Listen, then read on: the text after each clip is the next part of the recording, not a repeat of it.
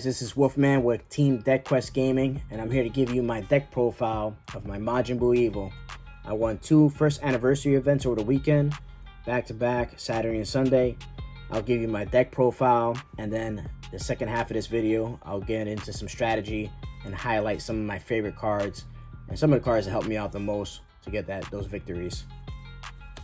We'll start off with 2 cantrips,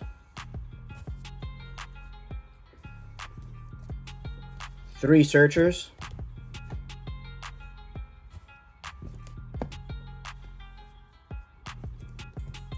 3 final explosions for removal. Let's get some board control, and we'll get into 2 Crusher Ball. Rest one of your opponent's battle cards and draw a card. A lot of value there.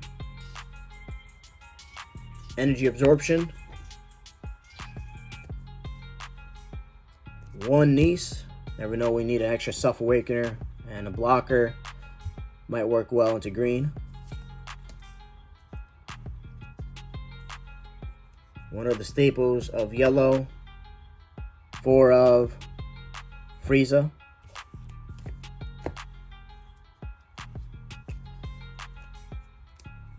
4 Majin Buu Self-Awakeners.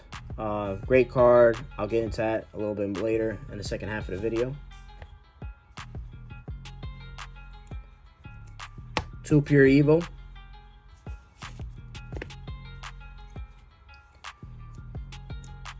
Set 1 staple.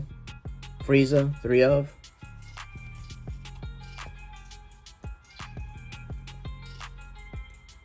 This right here is a great card. A lot of value in that if you use it right.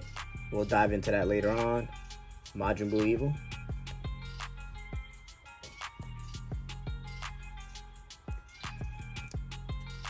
Babidi.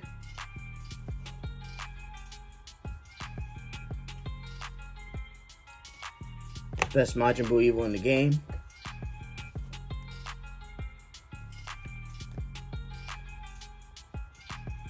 Kid Buu for the pressure.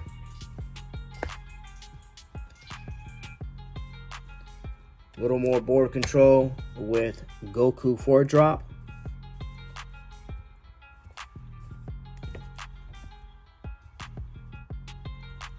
Some of my game enders here. Double Striker, 3 of.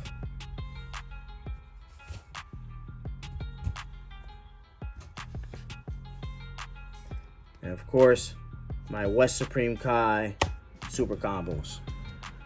These are the MVPs of my deck. The most valuable players and the cards that I believe led me to victory twice over the weekend.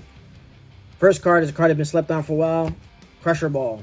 Crusher Ball is a set 1 yellow card. Activate main, draw a card. Then choose up to 1 of your opponent's battle cards and switch it to rest mode. Let's say your opponent has 5 lives. They have a battle card on the field in active mode. You don't want to awaken them because you want them to make the difficult decision on their turn on whether or not they want to awaken themselves and exhaust resources or put more battle cards on the field to apply pressure. You put this out, you draw a card, you rest their battle card, you swing your leader into their battle card instead of swinging at their lead. You draw a card off your leader, and now they have to decide whether or not they're going to let go of that card or protect it. So that could be more cards out of hand potentially. And now you've drawn 2 cards in 1 turn. You could also use this as a cantrip because it says up to 1 of your opponent's battle cards. So if there's no battle cards to put in rest mode, you can still use 1 energy, put it out, and still draw a card. You can use it as a cantrip. You use it to end game, you know, draw another card for extra combo to go for game. Let's say you're mid-game at 5 energy and you haven't seen energy absorption. You can, for 1 energy, put this out, put 1 of their battle cards in rest mode, draw a card, and then put a Son Goku out and lock that battle card down and swing your Son Goku and lock another battle card down to get some board control. This is kind of like my emergency button if their board is starting to get wide and I need to get some board control. So you have Frieza from set 1. It's a staple of yellow, great card. It's been used for a while. Pretty much does the same thing that Crusher Ball does, except you can't draw a card. So you can put this down, rest your opponent's card, swing into it with your leader, swing into it with another battle card, and now you have 10k combo on board. You can use this on offense to boost up whatever battle card you're swinging with. And then you have Final Explosion. This is an important card to use versus black, especially if they are running black mid-range GT package. They're going to keep putting out this SER, and you need to get rid of this immediately. Because if you let this survive, they're going to put a second one, a third one, and they're going to draw a ton of cards, and you're going to fall behind. You're going to lose the game. This card is going to rest everything on your opponent's board, 3 or less, and it's going to KO up to 2 cards, 4 or less. So it's a great card. Got to have this versus black. Now we got the champions of the deck right here. This is the most important part, in my opinion, and I think this is what really led me to winning every match and going undefeated the entire weekend. I believe I went 7 matches undefeated throughout the weekend. So this is very important. You're going to put out your Babidi. You're going to put, at 3, you're going to put out your Babidi. You're going to put out your Majin Buu Evil. You're going to activate your Majin Buu Evil's main. You're going to KO your Babidi. You're going to draw a card. And if your opponent has 6 or more cards, they're going to discard a card for Babidi. They're going to discard a card for Majin Buu Evil. So you're doing hand control, and Majin Buu Evil is replacing itself because you draw a card when you KO Babidi. Also, let's say this survives and they just lock it down for the turn with Para, or you're playing against yellow and yellow uses an extra card or something and locks it down.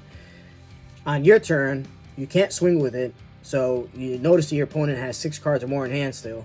You can KO itself, draw a card, and make your opponent discard a card from hand. So there's different lines of play. For the most part, you want to try to keep as many bodies on board as possible, but I did that sequence multiple times, and it really worked out because hand control really messes up your opponent's game plan. So you can do that with that.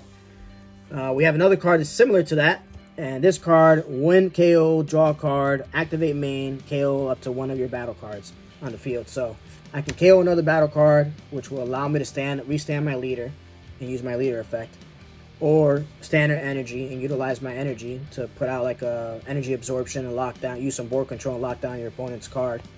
Or I can KO myself and draw another card. So I can swing this, then activate main, KO itself.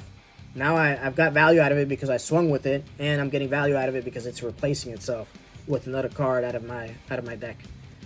And then you have this card that a lot of people aren't playing anymore. Maybe they're starting to play it again. This is a Self-Awakener, and I really like this card. At first, I didn't have this card in my deck. I had taken it out, and I wasn't sure about it. But over the weekend, I really learned the value of this card because it's a Self-Awakener, and if your opponent KOs it, I can rest any of my opponent's cards. It doesn't matter the cost. So if my opponent makes the mistake of KOing this card and they have a battle card on field that is in active mode, I can put it in rest, and that means they're going to lose an attack. They're going to lose a swing. And that can shift the momentum of the game in my favor. So this did happen in the final game against Janemba. At one of the tournaments, my opponent swung at it, KO'd it, and I was able to rest their Janemba SR, and that kind of shifted the momentum because they lost a swing. So this forces your opponent to work around it. Your opponent has to work around this card, unless you're going up against blue, obviously, or red, and they can just neg it to get rid of it or bottom deck it. And then we have the loop, the combo that applies a ton of pressure right here, and that's your Babidi. That's your double striker into your Babidi into your Kid Buu. And everybody knows how this play goes. You swing your leader, swing your Kid Buu, activate main, KO your Babidi. If your opponent has 6 or more cards in hand, they have to discard a card, restand your leader, restand your 30k, swing your 30k again, swing your leader, and potentially go for game with your double striker. And you can do that several different ways. But that's pretty much it. Those are the MVPs of my deck. Be sure to check out our deck profile playlist. My teammate Ronin picks up a first anniversary win with Daima Mini Goku.